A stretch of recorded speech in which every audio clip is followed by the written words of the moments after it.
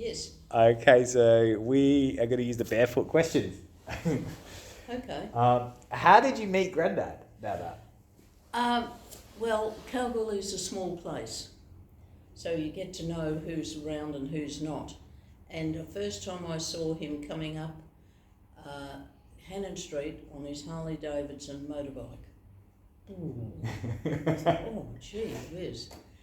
But he reckons I used to be in the choir at the church, and apparently he used to come along with his mum and dad to the church and see me singing in the choir. That's where he first saw me. And then of course, when you're at the railway dances, they come around and ask you for a dance, these fellas, and you get up and go. And he came and asked me for a dance, and that's how we sort of met. Yeah. So, And you just kept in contact. yes. No, he was very nice, lovely guy. And at lunchtime, we used to meet down in the park. I'd take my lunch and he'd take his, and we had an hour from my work and his work, and we used to meet down in the park in Kalgoorlie and have our lunch. And that's how we got together and started going out together. Yeah. Oh. Yeah, very nice. That's pretty cool. Lovely, yes. And then the next question is, what advice can you share about money, life and happiness? Well, money's not everything. I used to spend it like water. I never ever had enough money. And your granddad was the other. He always had a bit of money, but he always wanted to save more. Yeah. And of course I was spending it as fast as he was trying to save it, so there was a lot of friction there with finances. Money. Yeah. That was it. Yes, we didn't have a lot of money, and of course it all went on kids and clothes and shoes. Biggest outlay was shoes for school. Yeah. You know, they weren't cheap, and yeah, so that's that on money. What about life and happiness? What would you say about that? We loved a lot of the same things, and that's good. We were very amicable as far as doing things together, and we loved the bush, loved going out camping, and yeah, and that was good too. So we did a lot of camping trips and caravan trips after we were married, and that family got off our hands when they grew up, and they went this way and that way and the other way. There was just Grandad and I, and we got in the caravan and away we went. Yeah. So we had a lot of things together, and we loved our books and reading. You like books? And birds. We were into birds, especially over east where there weren't any. We didn't have the number of birds or parrots that they have over there, so it was good. Yeah. Wow. You must have had some real adventures in the caravan. We did. Yeah, some good, some bad, but that you do. Taking the wrong turn and giving Grandad the wrong advice with which way to go. I had the map around the wrong way, so but that's okay. You live through that. At the time, it's terrible. It's a funny story it's afterwards. Really not as bad as it seems. Yeah. No, we had lots of fun, and in that little old caravan. It was only tiny. You couldn't move in it, you know. Yeah. What? And of course we got on well together too. We liked each other. Not only loved, but we enjoyed each other's company. Yeah. So enjoy the moment. Take the opportunities to travel. Yeah, we did. And of course then when Grandad got the keen, he was always keen to travel. I don't think I would have travelled nearly as much as if I hadn't met Grandad.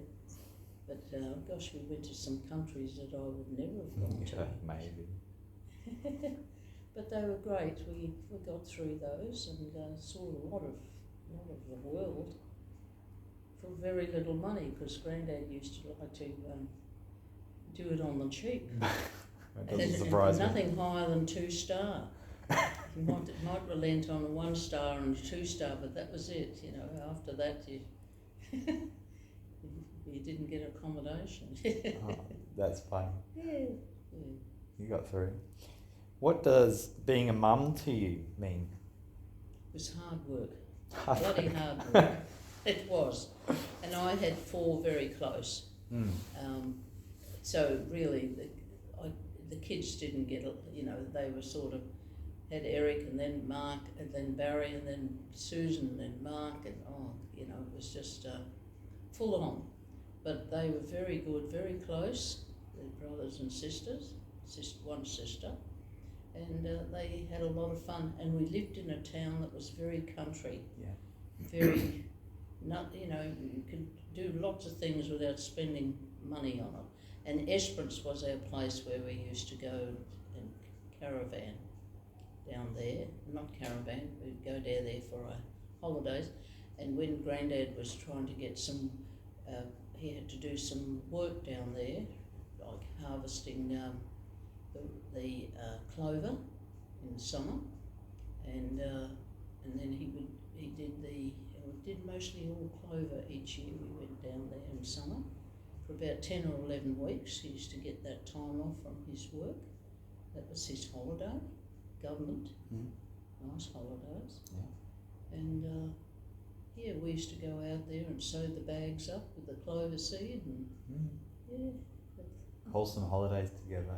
Well, that's it. Very cheap, and they wanted some meat. The kids would go out along Esperance dunes with Grandad and his shotgun and see if he could, and the dog spotting, see if they could get a rabbit or 2. Is there anything you'd like to say to them? Sorry? Is there any kind of messages you'd like to say to your kids? Wished I had more time, because I was sort of doing a bit of work to make a little bit of extra money. So 2 days a week I was working in a grocery shop in Norseman, and then when we came to Perth, money was tight, and I got a job at the Tony Ailes little shopping centre up in the Risley Street shopping centre. I would have liked to have been home the whole time, but we just couldn't. We just had to work to put everyone through school and that. So. Well, you looked after. But we had a very nice little home in Applecross that we paid off while we were still in Norseman. Worked hard. And so that was a big thing. I don't think they missed out on anything. They haven't got any regrets as far as I know. They always reckon they've had a good life. They went right through to leaving standards, except Susan, she wanted to do hairdressing. And in those days, now they take them at, well, maybe older, but 17 is the year they take them now, 15 back then. Yeah. And so, she was a pretty intelligent girl, but she wanted to do hairdressing, so she had to leave school at 15 and do a 4-year apprenticeship for hairdressing. And then once the boys all finished, they just headed north. That's where they were making big money. They were trying to make big money on the mines and whatever. And I think just your material things aren't that important. Yeah. We didn't have much money at all, and but we had a lot of fun and did it all pretty cheap too. Our weekends were spent out in the bush. Yeah. And the winter was looking for mushrooms and flowers and orchids. And that's good advice. And they love you very much, I'm sure you do. Well, I love them all, and all the young ones that have come on, and your young ones that's coming on. I've got great grandchildren coming in this year, and it's been wonderful. People can't get over that. I've said I'm going to have 13 great grandchildren this year. What? God! But it's lovely, yes, and it's good. Yeah. And I'm so glad Granddad lasted as long as he did, because he was a smoker. And really didn't know how long that would go. he had some good years at the end, and he played golf and he did what he wanted to do. But yeah, we had a lot of fun together. A lot of good holidays, cheap holidays down in Esperance. They were great. Yeah. How would you like to be remembered? Oh, that I was fairly caring, loving grandma, mother. It's a big tick there from me. Yeah, and thought of fairly fondly. I'd like to think I was fondly missed when I go, but not too much. I don't, that's life. You've got to get on with your life. You don't fret about someone dying and then fretting about that. That's life. I've done as much as I could do, and I've enjoyed life. Even now, on my own, our new granddad was pretty weak, and he wasn't for making longer life with me. I just happened to be lucky enough that I outlived him, and I'm a bit older than him. Yeah. He was my toy boy. Yeah, so there you go. It's been a good life. I'm very happy, and living here in Perth has been wonderful. Yeah, Norseman was hard because we had all the kids as young and all going to school and everything. It was and I used to do all my bottling in summer. Roy and I got a bottling outfit for a wedding present, and you do up all these jars and heat them up, put them in this big tub, and then bring it up to the temperature up, and you cook them. So that when winter comes, you've got all this lovely fruit from summer, and jams. Where did you pickles. get the fruit? Yeah, so my summer used to be spent, and I only had a 2-little burner methylated spirit stove. Oh my God. I had a wood-fired stove, but it was too hot to light up in summer, great in winter. So I used to do all my cooking on that and my baking, and anyway, yeah. That's amazing. Yes, it had grapes galore, so it was grape jam. Where did they come from? Grape jam.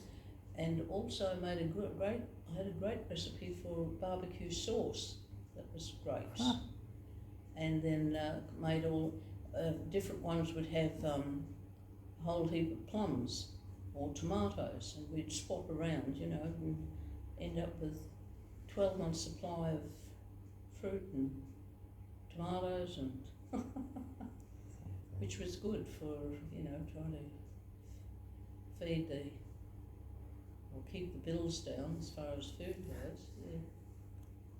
I enjoyed doing it too in summer. It was good. I was real pleased that I did that, and nice sense of achievement, Yeah. And I used to have a baking day. Friday was my baking day, so I used to make lots of cakes and all sorts of things that I do for the week. Yeah. And of course, sometimes the kids would come up from. We were living right next to almost to the school, just behind, in front of it, and they used to come home for lunch, and they would say, "Got Murphy's today, Mum?" And I'd get the potatoes, fill them with butter, put them in the wood oven, and they'd all burst out like that. They used to have that for their lunch. They loved them. Murphy's, I liked them too, yeah. Yeah, we're having Murphy's for lunch. And occasionally Granddad would shoot the bronze-winged pigeons, and I would stuff them. Oh. Yeah, cook them and stuff them. And the kids used to take that to school. They'd say, "Can we have a bronze-wing for lunch today, Mum?" And take a bronze-winged pigeon to lunch for their lunch, I don't know how they got on. They must have shown it off, and there'd be all eyes on their bronze-winged pigeons. Granddad used to shoot them, so poor things. couldn't do it now. Well, I wasn't around when they shot them either, but I used to have to cook them up.